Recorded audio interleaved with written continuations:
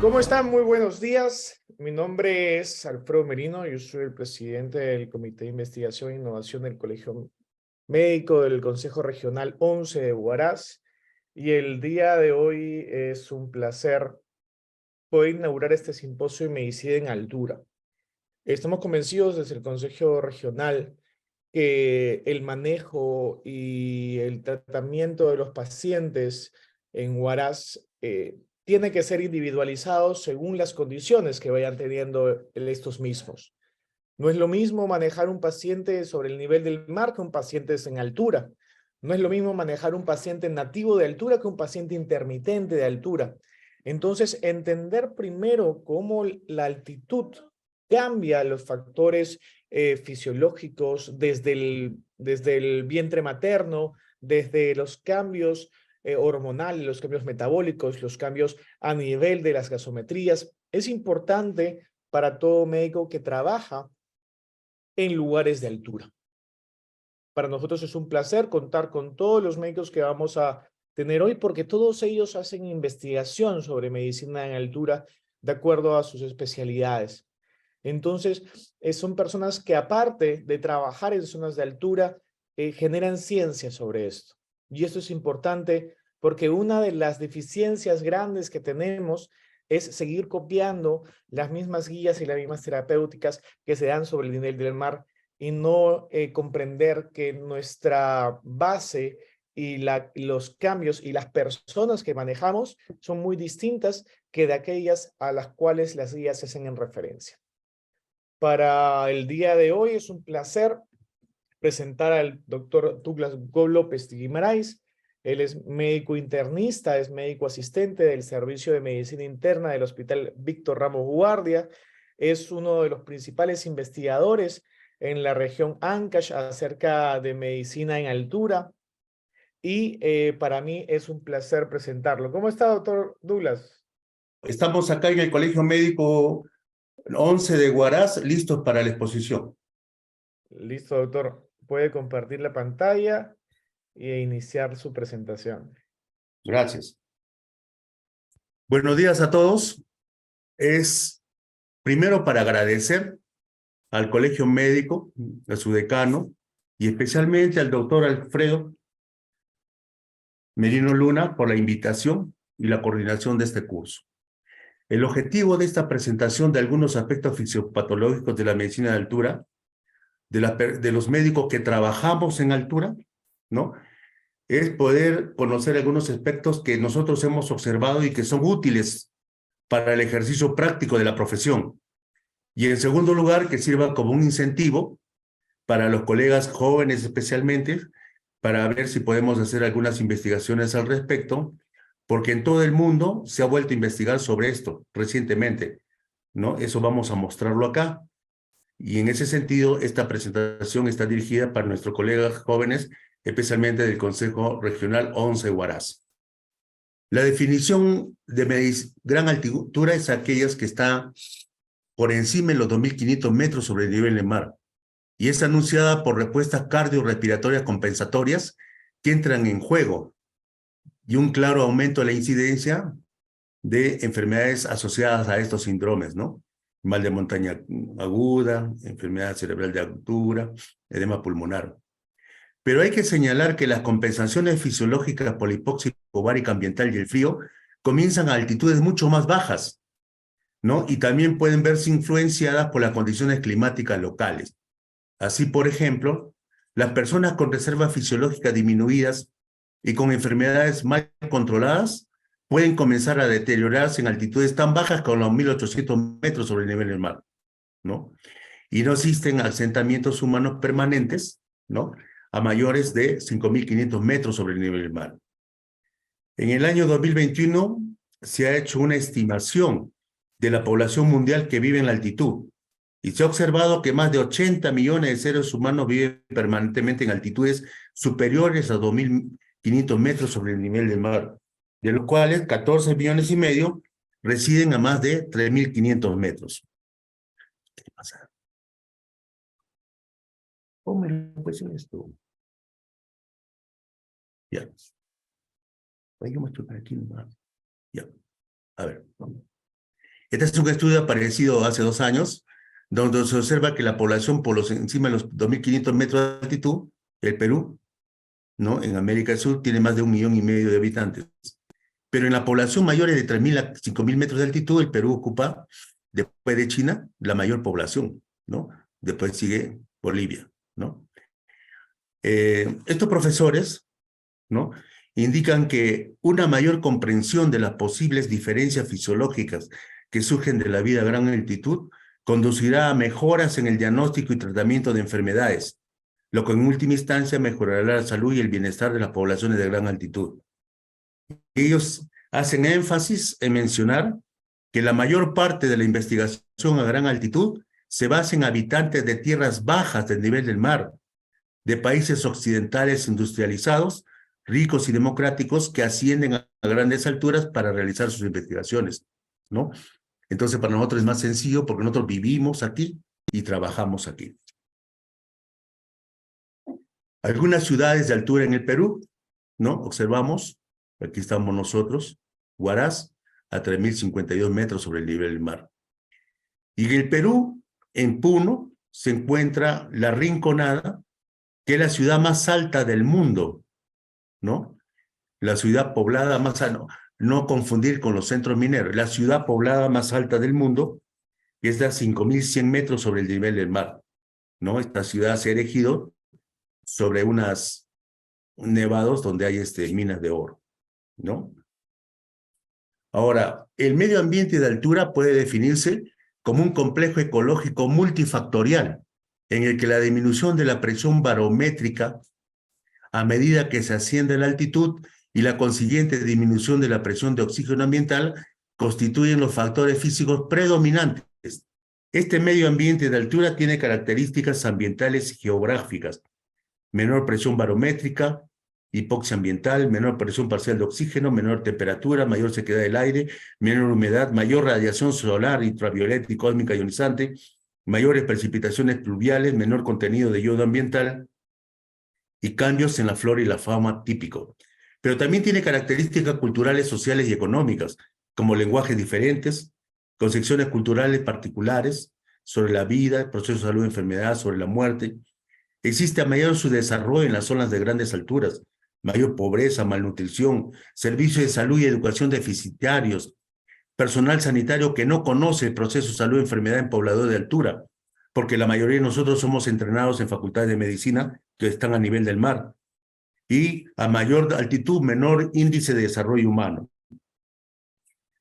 El impacto de la altitud, el principal impacto es la reducción de la presión barométrica y de la presión parcial de oxígeno en el aire ambiental, y por lo tanto, de la concentración de moléculas de oxígeno por litro de aire que ingresa al cuerpo humano. Tipos de exposición a la altitud: exposición aguda, los sujetos que se ponen en un periodo corto de tiempo, horas o días a la altura geográfica, siendo esta situación la más frecuente en turistas y alpinistas, y en nuestro medio puede ser las visitas familiares. La exposición crónica a las grandes alturas se refiere a personas que viven periodos prolongados acá, ¿no? O personas nativas, ¿no? Que son residentes habituales. Por ejemplo, las familias conformadas en grandes alturas. Y la exposición crónica intermitente se refiere a las personas que no viven permanentemente en la altura, sino que se desplazan a esta por periodos debido a trabajo y luego descienden al nivel de mar para su descanso. Por ejemplo, trabajadores mineros, personal militar y algunos comerciantes.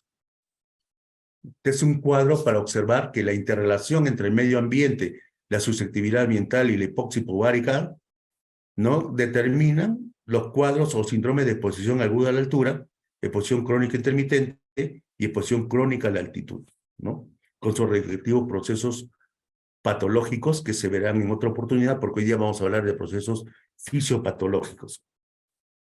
El doctor Carlos Monge Medrano fue uno de los pioneros, ¿no?, iniciador de los estudios sobre la biología andina y la fisiología de altura.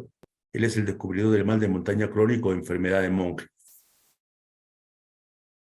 Adaptación a la altura se refiere a los cambios genotípicos irreversibles que se transmiten hereditariamente y que permiten vivir en equilibrio armónico en las grandes alturas, expuestos a la hipoxia crónica hipobárica permanente durante muchos miles de años, por ejemplo, aves, mamíferos, camélidos sudamericanos, poblaciones autóctonas en el Tíbet y África. Aclimatación a la altura implica cambios fenotípicos, no necesariamente irreversibles, que no van a ser transferidos a su descendencia.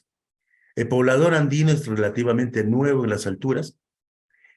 Cuando hablamos de poblador andino nos referimos a la población quechua y aymara, y su tendencia migratoria y la falta de aislamiento geográfico no han permitido cambios genéticos adaptativos. En este contexto, los pobladores, la población andina se estaría utilizando sus máximas capacidades fenotípicas para aclimatarse.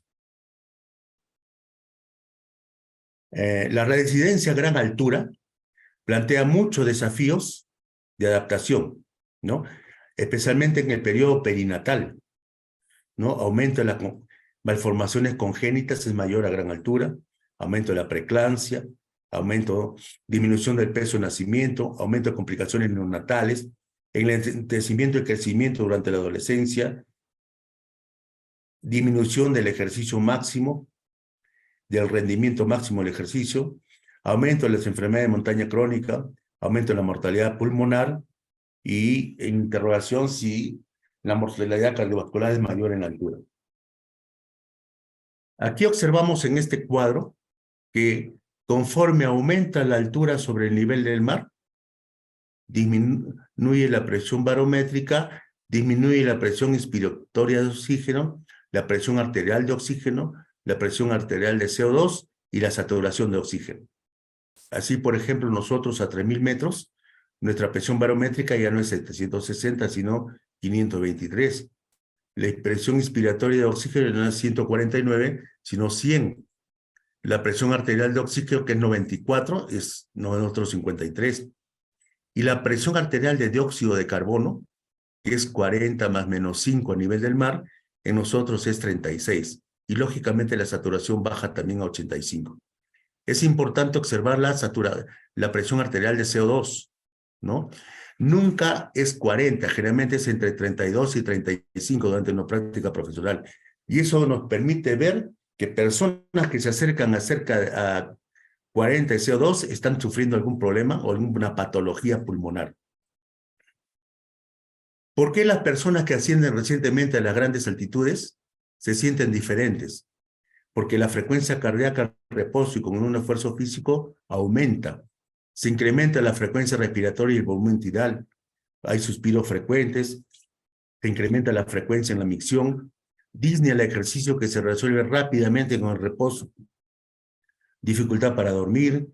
Incluyen despertares frecuentes, insomnio y sueños vívidos. Mareo transitorio al levantarse o ponerse de pie. ¿Por qué las personas se sienten diferentes? Se siente diferente debido a las respuestas fisiológicas a la hipoxia ambiental, ¿no? Por la gravedad, las moléculas del aire que rodea la Tierra son atraídas hacia el centro, pero a medida que se asciende en altitud, la densidad del aire y sus moléculas es cada vez menor. La concentración de oxígeno ambiental es constante hasta la estratosfera, 91%, pero la cantidad de moléculas por cada litro de aire ambiental es menor en la altura y disminuye conforme desciende la presión barométrica, ¿no? Entonces, es la baja presión de oxígeno inspirado, es decir, la fuerza con la que el oxígeno ingresa a los alveolos pulmonares, y no el porcentaje constante de gas presente, lo que ocasiona los cambios fisiológicos que se observan en la altura. Al nivel del mar, con una presión barométrica de 760, ¿no? La presión de oxígeno es de 150 milímetros de mercurio. En cambio, en Huaraz, con la presión barométrica de 523, con la constante de 21%, la presión de oxígeno inspirado es solamente 100 milímetros de mercurio. Es decir, que en Huaraz la presión de aire que respiramos es solo el 67% con respecto al nivel del mar, lo que significa que el oxígeno tiene 37% menor presión cuando ingresa a los pulmones. Esta hipoxia hipobárica ambiental conlleva una disminución en la presión arterial de oxígeno en cada punto a lo largo de la cascada de transporte de oxígeno, desde el área ambiente hasta las mitocondrias celulares. En este cuadro observamos nosotros nuevamente cómo conforme aumentamos la altitud, conforme ascendemos a la altura desde el nivel del mar, la presión barométrica cae, la presión inspiratoria cae, los volúmenes de oxígeno también, y la densidad del aire se hace menor, ¿no? Es decir, a nivel del mar el aire está a más denso, a mayor presión, y en la altura está más diluido, ¿no? Entonces,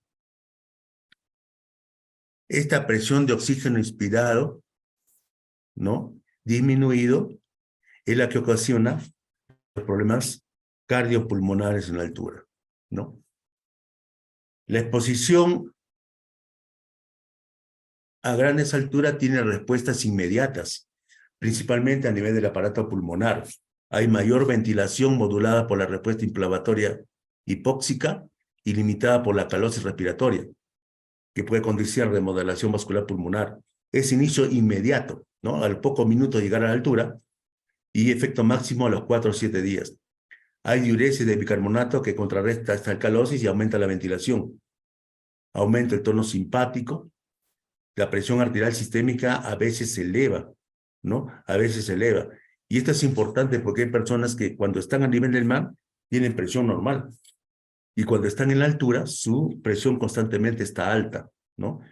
Inclusive hay pacientes hipertensos en nuestro medio que se van a controlar y se hacen estudios a nivel del mar.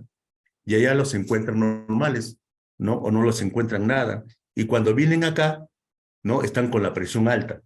Entonces, los pacientes que viven permanentemente en la altura o son residentes de las grandes alturas deben hacerse sus estudios cardiopulmonares aquí, en la zona donde viven, y no a nivel del mar. Disminución del volumen sistólico y el gasto cardíaco también aumenta. Hay hemoconcentración inicial, ¿no? Y aumenta el flujo cerebral también. Los primeros 2 días aumenta el hematocrito. ¿Por qué? Por la pérdida del volumen plasmático. Estamos un poco deshidratados. Pero los niveles de eritropoyetina aumentan en las pocas horas de la exposición hipóxica, ¿no? Y los picos de masa globular incrementados a las 4 o 6 semanas. Esta es una comparación entre los sistemas corporales afectados en la exposición aguda y la exposición crónica, ¿no? Entonces, la exposición aguda, hipoxemia, aumento de la ventilación o la frecuencia respiratoria y disminución de la saturación arterial de oxígeno.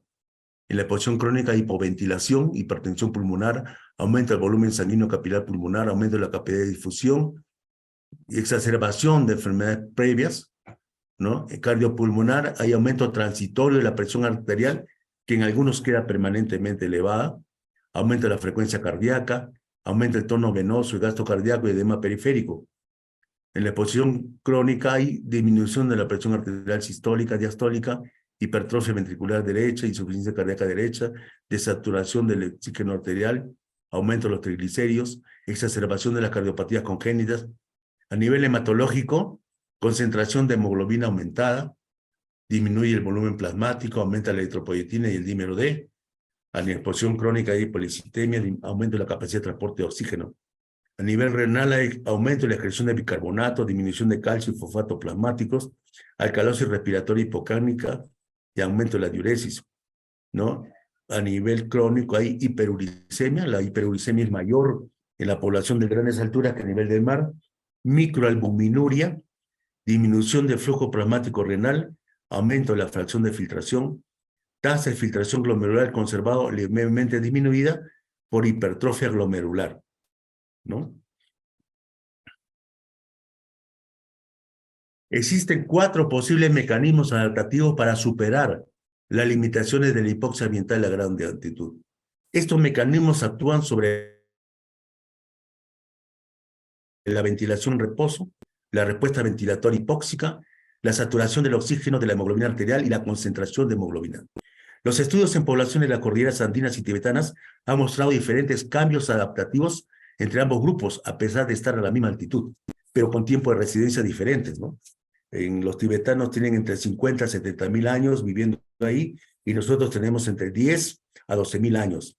Entonces, los habitantes del Tíbet tenían una media de 0.5 desviaciones estándar por encima de la del pueblo aymara en los Andes para los primeros 2 rasgos. Es decir, tenían mayor ventilación en reposo y mayor respuesta ventilatoria hipóxica, ¿no? Y una desviación estándar completa por debajo de los 2 últimos rasgos. Es decir, tener menor saturación de oxígeno con la hemoglobina y menor concentración de hemoglobina, ¿no? Esta investigación sugiere una predisposición genética a cómo diferentes grupos de personas en la misma altitud pueden adaptarse al estrés de la altura. Es decir, cómo es que ellos, los tibetanos, se han adaptado por la vía respiratoria y cómo nosotros los andinos nos hemos adaptado por la vía hematológica. Algunas condiciones asociadas a la altitud, en los no aclimatados, que vienen con exposición reciente a la altura, los síndromes de montaña agudo, ¿no? Forma cerebral, pulmonar, edema periférico, retinopatía, hemorragia retiniana, tromboembolismo, respiración periódica. Y en los aclimatados, ya sean nativos o residentes permanentes, la enfermedad crónica de montaña, el edema pulmonar de altura por reentrada o reascenso, embarazo y condiciones perinatales. Algunas condiciones que empeoran con la altitud,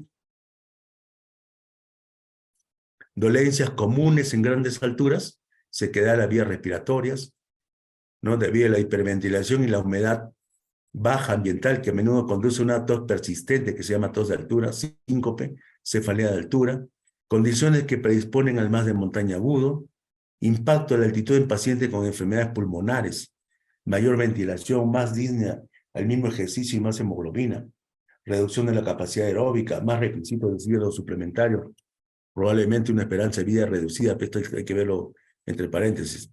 Condiciones que mejoran con la altitud, ¿no? Las enfermedades tropicales. Por ejemplo, acá no hay dengue, ¿no?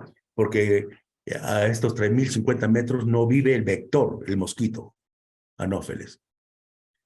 La residencia a gran altitud altera el curso de la presión arterial y aumenta los trastornos hipertensivos del embarazo. Este estudio se hizo en Estados Unidos, en el estado de Colorado, comparando una población de altura de mayor de 2.500 metros con una población baja altura menor de 1.700 metros, ¿no? Y se encontró en todo el estado que la residencia de gran altitud aumentó la frecuencia en cada trastorno hipertensivo del embarazo por separados o todos combinados en un 33%, en una tercera parte. Las mujeres de gran altitud estudiadas longitudinalmente también tenían enfermedades hipertensivas del embarazo acompañadas de presiones arteriales más altas durante el embarazo. La frecuencia recién nacidos con bajo peso al nacer, ¿no? Era mayor. Los puntajes de Adrian menor de 7 a los 5 minutos y las admisiones a la unidad de cuidados intensivos neonatales también fueron mayores en grandes alturas que en altitudes bajas. Algo más o menos así también observamos acá, ¿no? En un estudio que se ha realizado en el Perú, publicado este año, ¿no? En base a 151.873 mujeres peruanas, se encontró que las madres que residen a una altitud superior a 2.500 metros tienen mayor probabilidad de tener hijos con bajo peso al nacer. Aquí observamos, ¿no?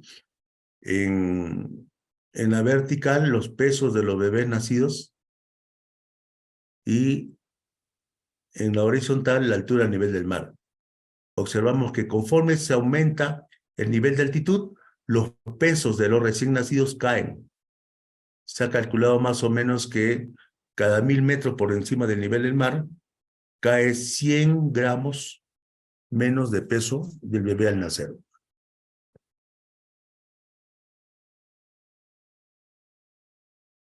La altitud es un factor de influencia independientemente asociado significativamente con el bajo peso al nacer, pero los mecanismos fisiológicos aún no se conocen por completo.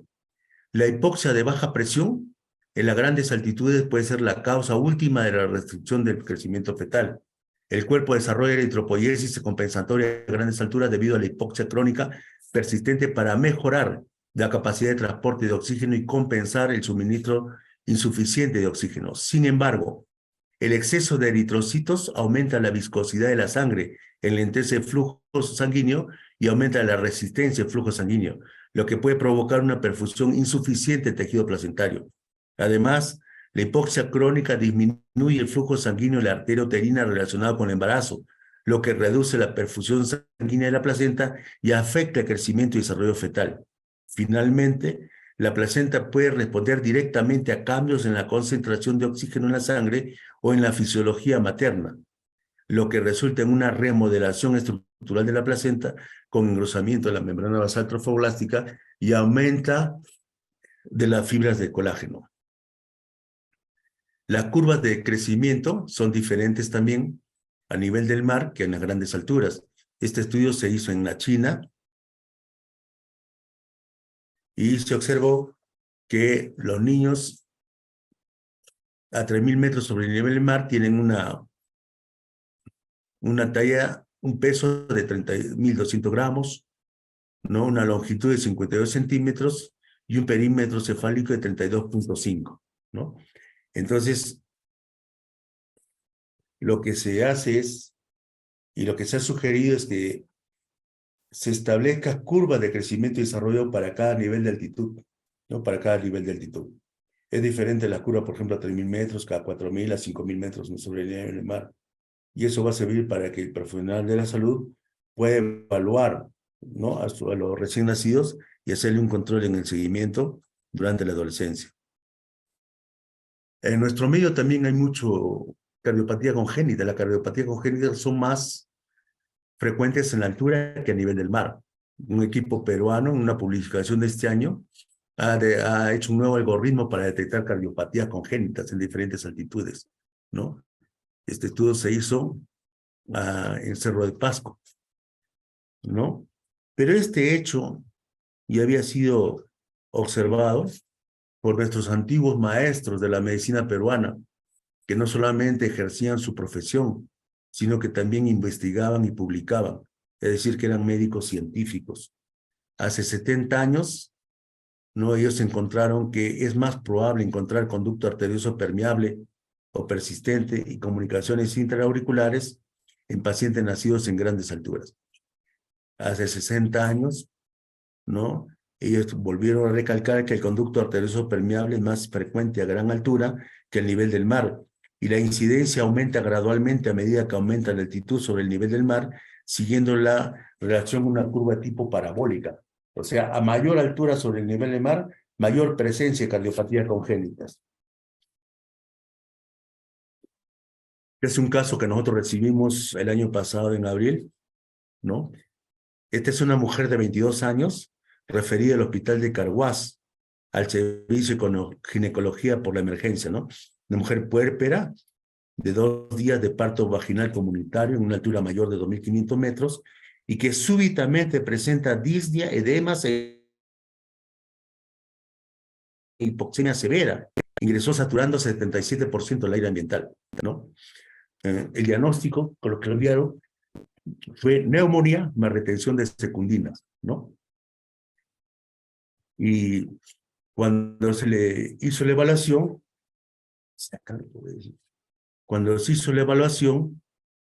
se encontró que la paciente tenía un edema pulmonar cardiogénico, ¿no? Y tenía, cuando se le hizo el ecocardiograma, tenía una persistencia de conducto arterioso. ¿Listo?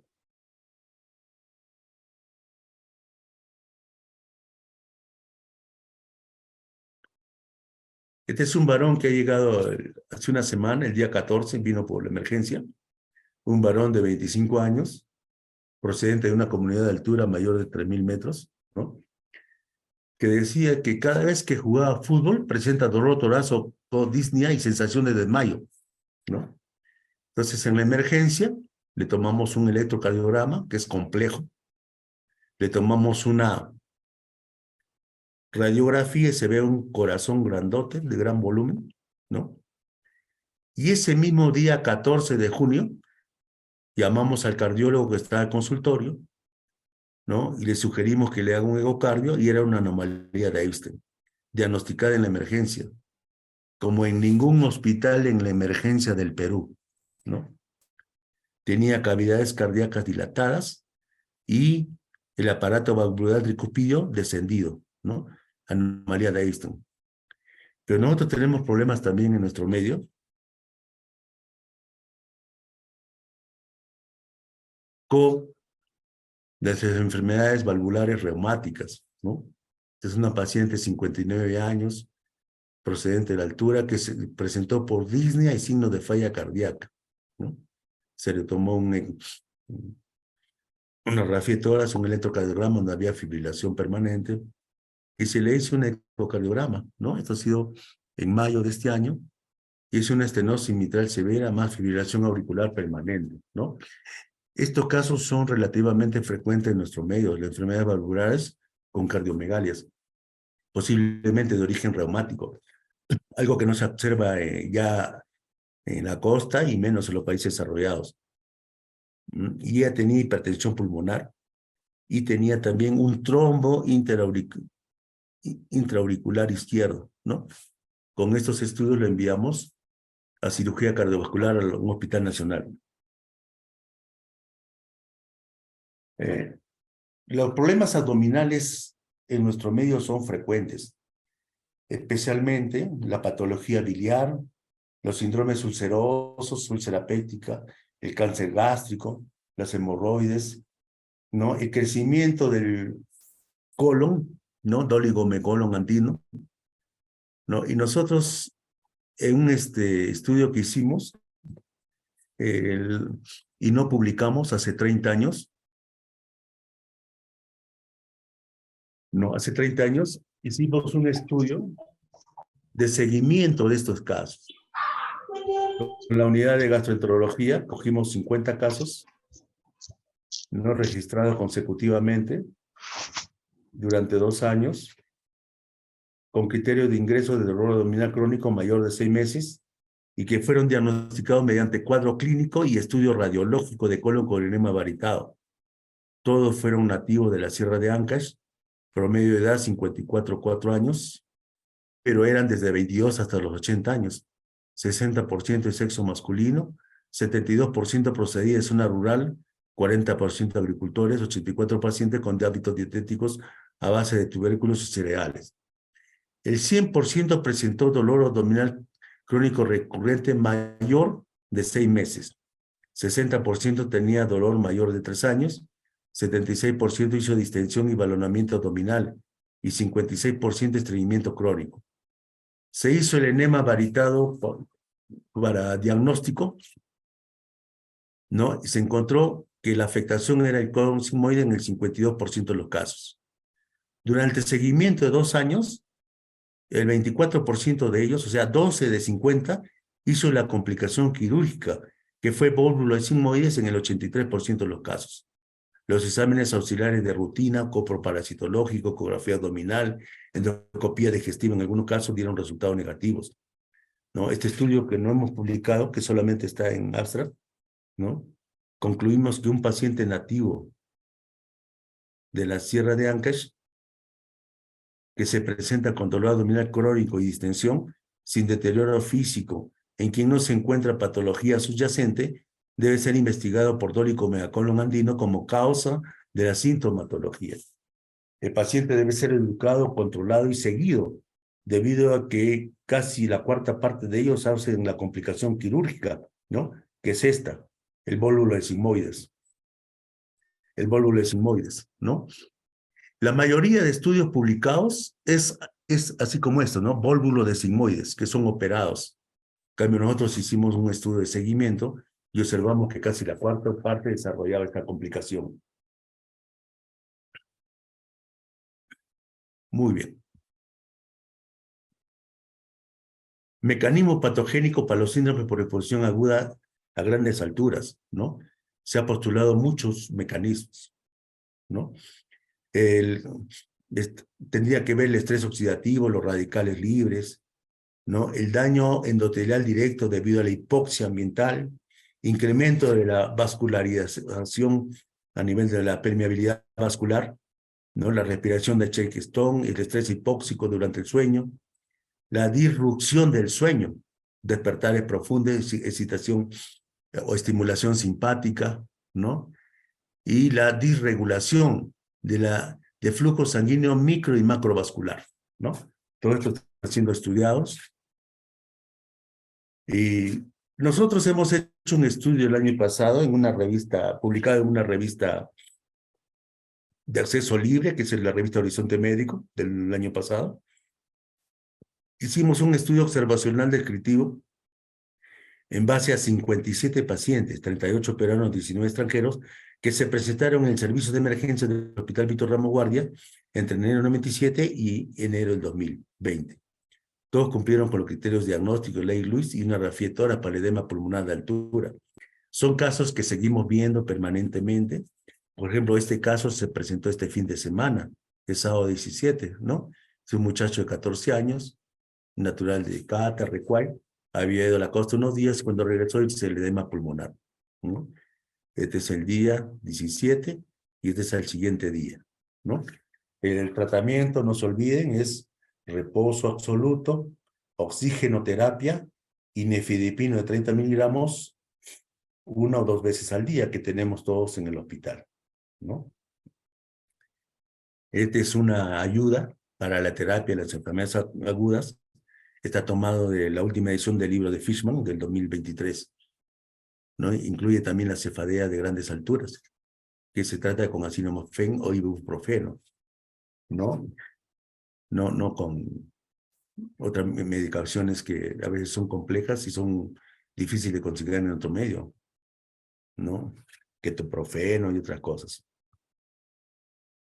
Los parámetros hematológicos y perfil lipídico, se hizo un estudio en el Ecuador comparando población de baja altura, 230 sobre población de 3.800 metros.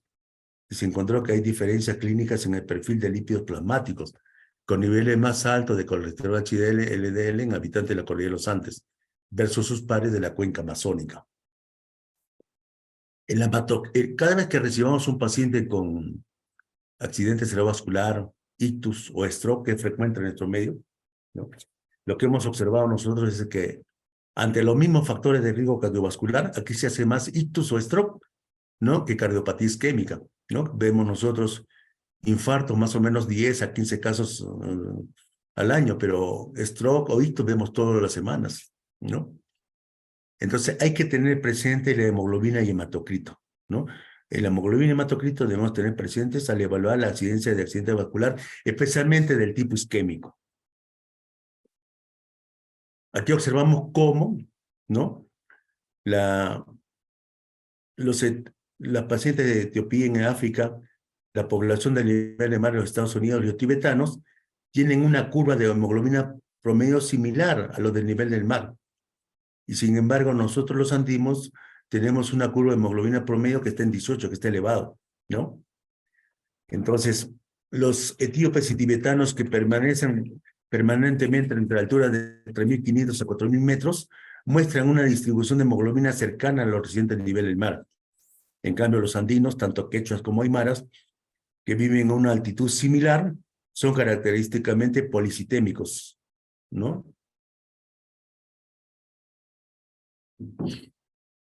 La hipertensión pulmonar leve es una característica del hombre andino de grandes alturas, ¿no?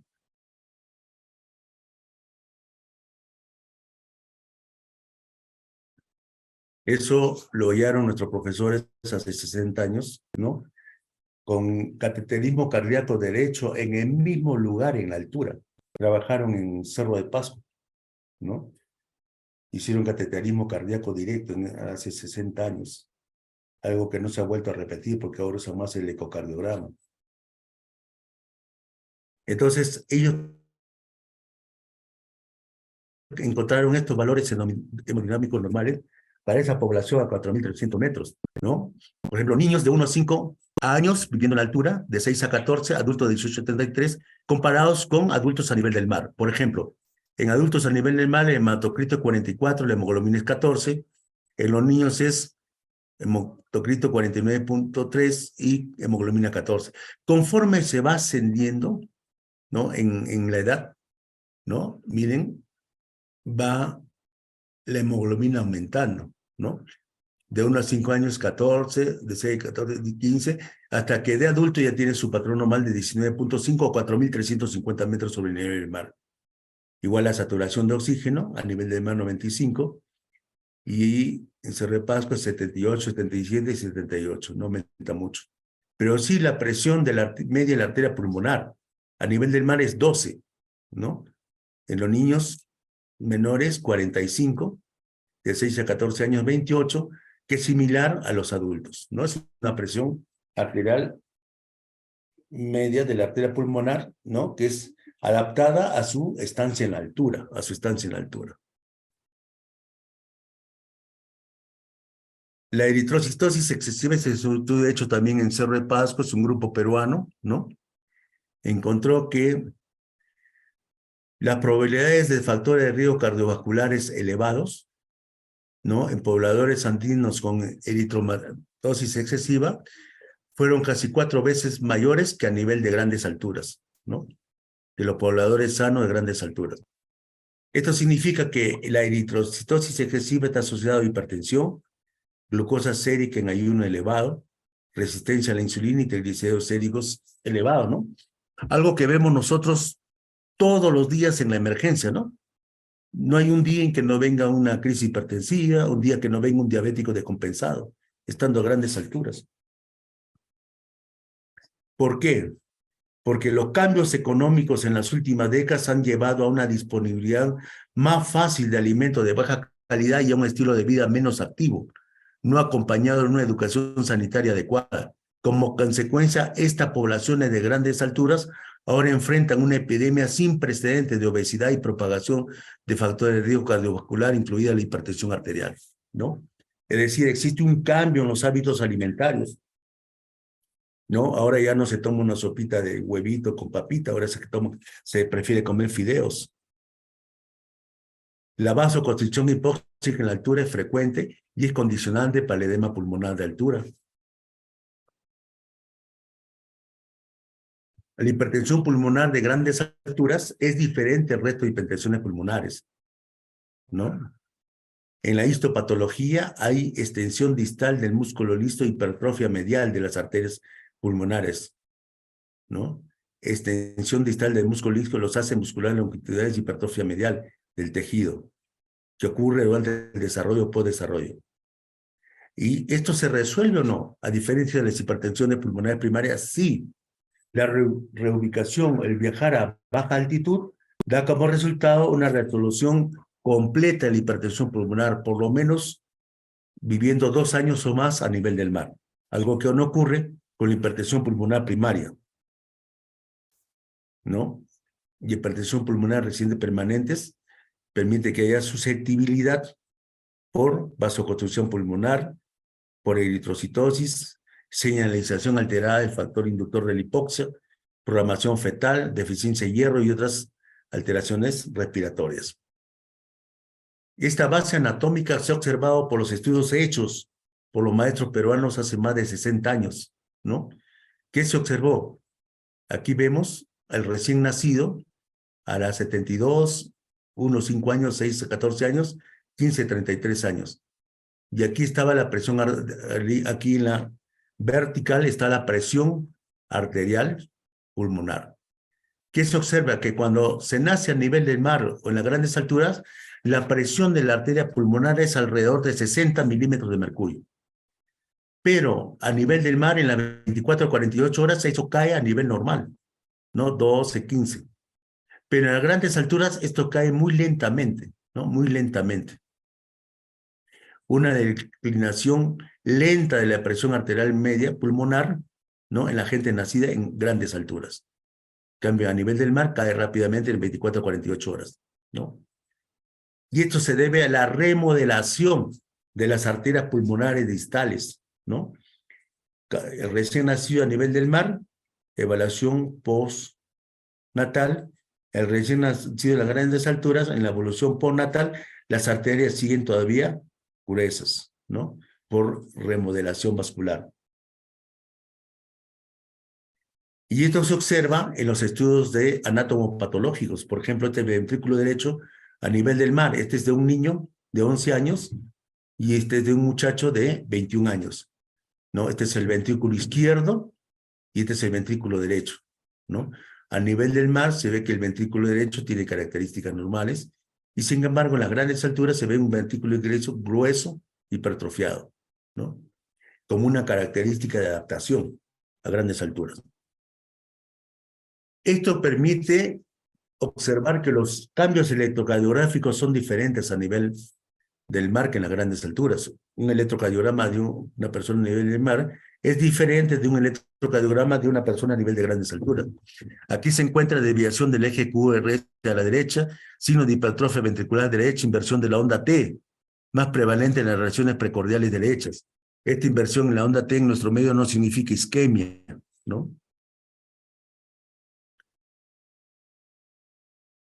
El mal de montaña crónico fue descrito hace muchos años por el profesor, por profesores peruanos, ¿no? Y tiene criterios diagnósticos, según un congreso que se hizo en el 2005. Eritrocitosis excesiva en mujeres mayor de 19 la hemoglobina gramos y en varones mayor de 21, ¿no? Hipoxemia severa y en algunos casos hipertensión pulmonar. El cuadro clínico desaparece gradualmente cuando se desciende a baja altitud y fue descrito primero por Carlos Monge, quien puso énfasis en la policitemia excesiva. Después el profesor peruano Alberto Hurtado señaló que la hipoventilación alveolar es el mecanismo primario del mal de montaña crónico, lo cual conlleva hipoxemia severa y luego policitemia exagerada, ¿no?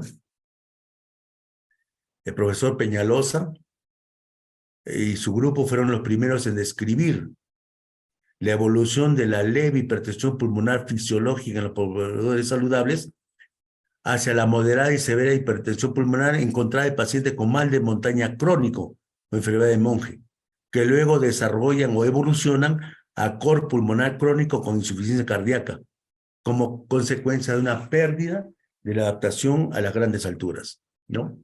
Entonces, este mal de montaña crónico tiene características respiratorias, hematológicas, cardiopulmonares y neuropsicológicas, ¿no? Y puede ser clasificado como primario sin una causa identificada, ¿no? Por ejemplo, a veces se cree que es por el proceso de senectud, o secundario debido a condiciones subyacentes, ¿no? La enfermedad de mal de montaña crónico primaria se diagnostica después de la exclusión de enfermedades pulmonares mediante las pruebas de función pulmonar. Y las causas secundarias están asociadas a enfermedades pulmonares, en nuestro medio mucho por exposición a tóxicos ambientales, trastornos neuromusculares o deformidades de la pared del tórax.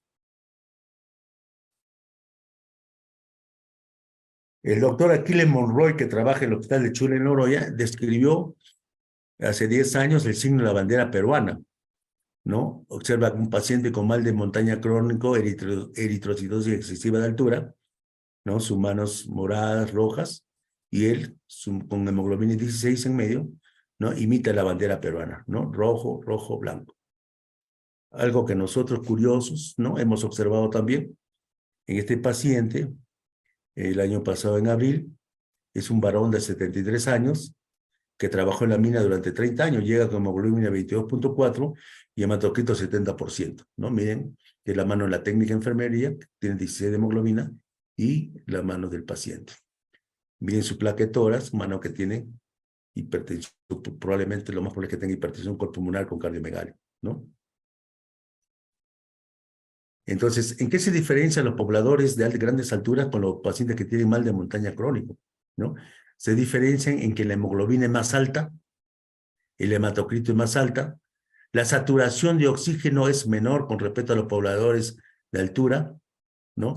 Y la presión de la arteria pulmonar, miren, a nivel del mar es 12, los pobladores normales de grandes alturas 23, y los sujetos con mal de montaña crónico de enfermedad de Monge tienen una alta presión de la arteria pulmonar, ¿no? Está en 47.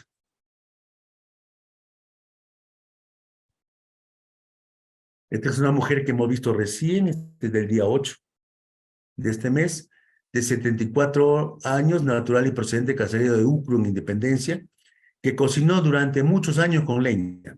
Tiene antecedente de hipertensión arterial con tratamiento con losartán, 50 miligramos 2 veces al día. Ingresa por emergencia al hospital por presentar tos, disnea e hipoxemia. Ingresó con 65% de saturación ambiental. Incluso esta paciente fue al consultorio externo en neumología y el neumólogo lo llevó a la emergencia porque saturaba bajo y estaba usando los músculos accesorios de la respiración, ¿no? Le tomamos un electrocardiograma donde observamos ondas P, ¿no? Ondas P. Le tomamos una placa de tórax con cardiomegalia, ¿no? Y patrón intersticial con infiltrado alveolar en los 2/3 inferiores del pulmón derecho, que es compatible, ¿no? Con la leucocitosis de versión izquierda y PCR elevado, pero tenía 20.20 de hemoglobina, 63 de hematocrito, ¿no? Entonces tiene criterio de mal de montaña crónico, en este caso secundario, a la exposición de haber cocinado muchos años con leña. Pero ella está en evolución, ¿no? Cuando llegó, las enfermeras en nuestro hospital le pusieron una máscara de oxígeno porque saturaba 65% ambiental, ¿no? Nosotros le dijimos que lo retire y que le ponga cánula de oxígeno solamente a 3 litros, ¿no? A 3 litros. En una hora después le tomamos sus gases y vemos que la paciente estaba con acidosis respiratoria, ¿no? Su PCO2 estaba en 67 y presión de oxígeno 64. Después de haberle retirado 2 unidades de sangre, ¿no? Y darle tratamiento adecuado, lo pusimos a oxígeno solamente 1 litro. Y con eso su pH mejoró, su PCO2 está en 40 y su PO2 estaba en 62, con una saturación de 89%, ¿no? O sea, con 1 litro de oxígeno ya podía irse a su casa, ¿no? A su casa. Porque, ¿qué es lo que pasa? Ellos están acostumbrados a vivir con saturación de oxígeno bajo y CO2 elevado. Entonces, cuando se le pone mucho oxígeno, ¿no? Aparentemente mejora el oxígeno, la saturación de oxígeno, pero el CO2 va aumentando, ¿no? Se le hizo su ecocardiograma por uno de los 2 distinguidos cardiólogos que tenemos y se encontró cor pulmonar, corazón pulmonar, o sea, un mal de montaña en evolución a falla cardíaca derecha, cor pulmonar. Y tenía también hipertensión pulmonar severa. Miren, la presión arterial pulmonar sistólica calculada por este método de ecocardiograma transtorácico era en 80, estaba en 80, ¿no? Entonces, los pacientes que se han adaptado a la hipercapnia suelen depender de los efectos de la hipoxia en los quimiorreceptores periféricos para mantener su impulso ventilatorio. En caso de hipercapnia significativa, la administración de oxígeno puede ayudar a normalizar la presión arterial de oxígeno, pero también puede reducir el impulso respiratorio, lo que potencializa el incremento de la presión arterial de CO2, aún más e induce acidemia, acidosis respiratoria aguda debido a la hipoventilación, ¿no? Entonces hay que ver bien estos casos, no poner mucho oxígeno y no asustarse si viene saturando 75-80%. En muchos de ellos eso es normal fisiológicamente para la patología que tienen, ¿no? Para la patología que tienen. De lo contrario, se hospitaliza con neumonía, tiene CO2 elevado, ¿no? Tiene el PO2 bajo, se le pone máscara de oxígeno, Venturi, ¿no? Sube el CO2 a 92%, como dicen algunos, que los pacientes críticos deben tener 92% más de saturación, ¿no? Y la paciente se encuentra muy bien, ¿no? Inclusive está descansando, durmiendo, y al poco rato se le encuentra muerta, ¿no? Certificado de función, neumonía. No, es el CO2 elevado. Es la iatrogenia que hemos hecho la que la ha matado. La hipertensión pulmonar de grandes alturas y enfermedades asociadas, ¿no? Esta hipertensión pulmonar, en las fases agudas, puede producir edema pulmonar, subaguda, insuficiencia cardíaca congestiva, y crónica, insuficiencia cardíaca congestiva del lado derecho, eritrocitosis, hipoventilación, hipoxemia y falla cardíaca. Algunas características principales del mal de montaña: agudo, subagudo y crónico, ¿no? Es en una revista española. El profesor Dante Peñalosa mencionó que el mal de montaña crónico se debe a una hipoventilación alveolar que produce hipoxemia severa, asociado a hipertensión pulmonar, cor pulmonar, polistemia excesiva y síntomas neuropsíquicos. Y el mal de montaña subagudo, ¿no? Las arterias pulmonares tienen exceso de músculo circulatorio liso en las arterias, lo que produce vasoreactividad pulmonar excesiva, hipoxemia leve, hipertensión pulmonar severa, col pulmonar hipertensivo, insuficiencia cardíaca congestiva, pero con una leve policitemia. La hipoxia continua intermitente, ¿no? Conlleva a hipertensión sistémica, ¿no?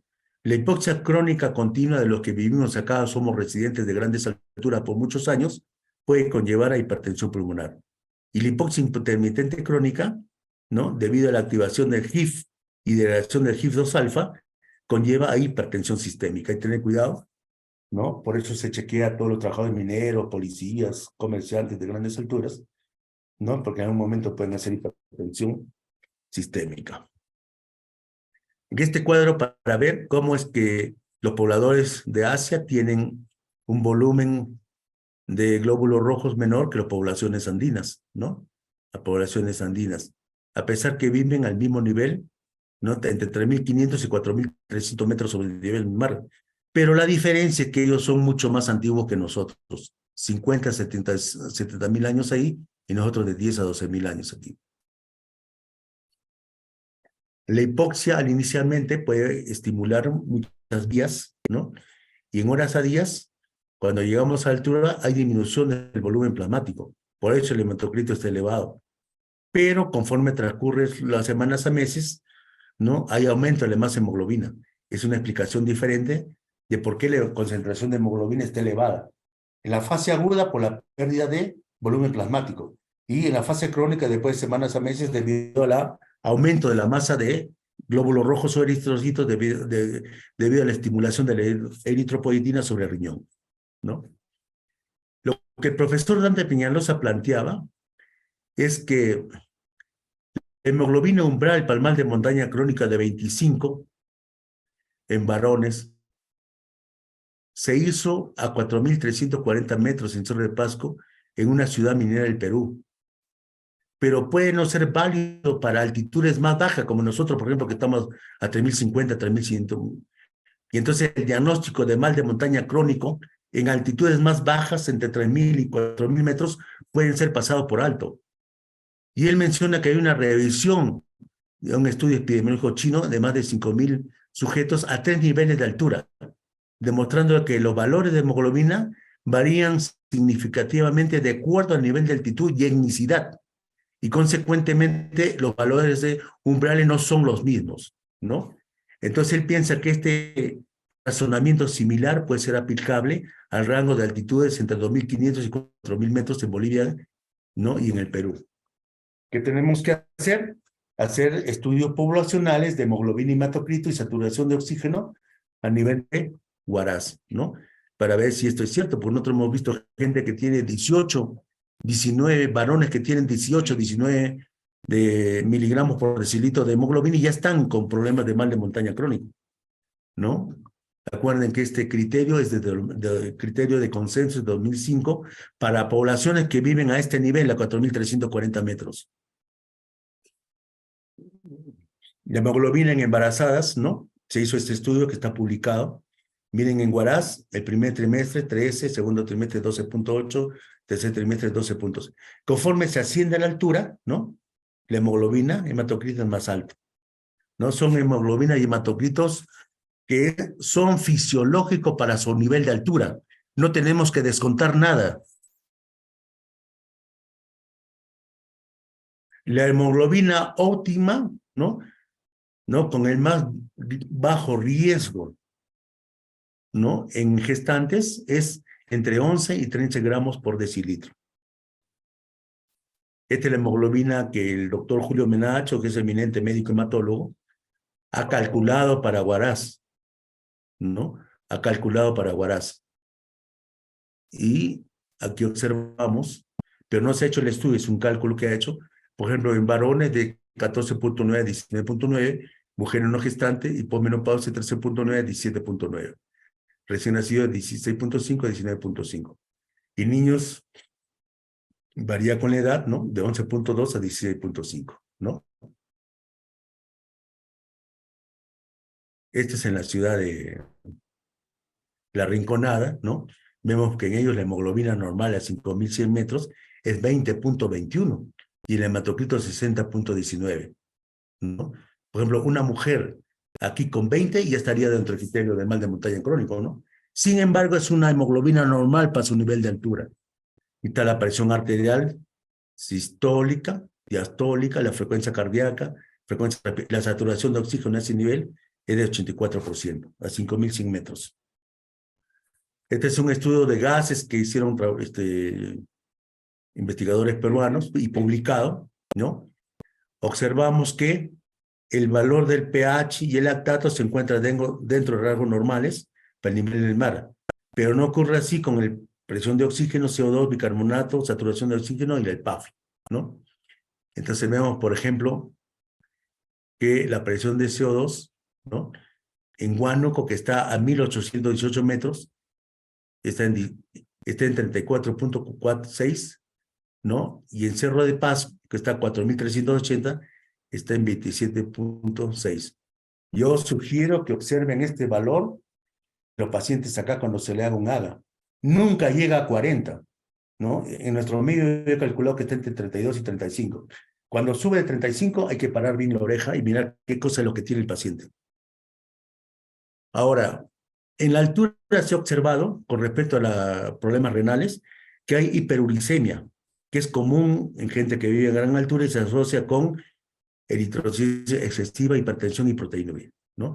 El aumento de los niveles de ácido úrico parece ser causado por una mayor generación de urato secundario a la hipoxia sistémica, aunque también puede contribuir a un deterioro relativo en la excreción renal. Los médicos peruanos han descrito en el 2011 un síndrome renal de gran altitud, ¿no? Un síndrome renal de gran altitud. Este síndrome renal de gran altitud se caracteriza por la combinación de policitemia, hipertensión, hiperuricemia y microalbuminemia. Entonces, vivir a gran altura en condiciones de hipoxia crónica tiene muchos efectos sobre el riñón, ¿no? Uno de los fenotipos más comunes se presenta como la combinación de policitemia, hipertensión sistémica, hiperuricemia y microalbuminuria, y se denomina este síndrome renal de grandes alturas. Estos son del Hospital Loaiza, el profesor Diego Hurtado, que es internista y nefrólogo. Han hecho un estudio en Yameyín, ¿no? Que está acá en el departamento de Ancash, región Ancash, a 3.200 comparado con el nivel del mar, ¿no? Y encontraron que la microalbuminuria sin otra normalidad urinaria fue mayor en los adolescentes de Yameyín que a nivel del mar, ¿no?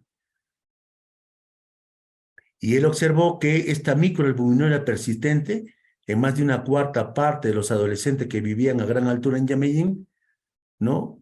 Sugiere una lesión renal sutil, ¿no? Sutil. Pero para mí puede ser también un hecho fisiológico, ¿no? Un hecho fisiológico. Y esto es importante porque ahora en hospitales de salud se está haciendo microalbuminuria. Y hay un montón de gente que está consultando porque tiene microalbuminuria de 25, 28, le están diciendo que está con falla renal crónica, ¿no?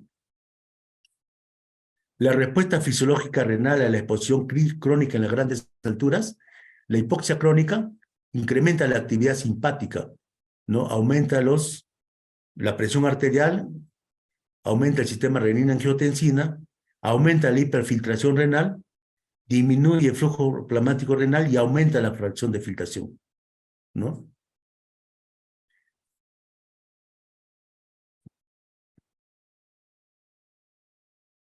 Con respecto al síndrome renal de gran altitud, acá se ha hecho un estudio, este es un estudio chino publicado el año pasado, ¿no? Donde estudian la policitemia asociada a las grandes alturas, ¿no? La policitemia a gran altitud. Y ellos se encuentran, porque han hecho estudio anatomopatológico, ¿no? Estos pacientes con policitemia de grandes alturas fueron sometidos a biopsia renal, ¿no? Y encontraron hallazgos histopatológicos como hipertrofia glomerular, engrosamiento de la membrana basal, glomerulosclerosis global y cementaria, ¿no? Y sin embargo, todos estos pacientes, ¿no? Ninguno de ellos tuvieron síndrome renal de gran altitud, ¿no? Entonces ellos estudiaron pacientes con policitemia de altura, ¿no? Les hicieron biopsia renal y se encontró los hallazgos que he mencionado, y sin embargo ni uno de ellos tuvieron, ¿no? Síndrome renal de gran altura. Entonces hay que ver esto, si este es un estudio, si esta es una cuestión fisiológica o si es un predictor de enfermedad renal en la vejez.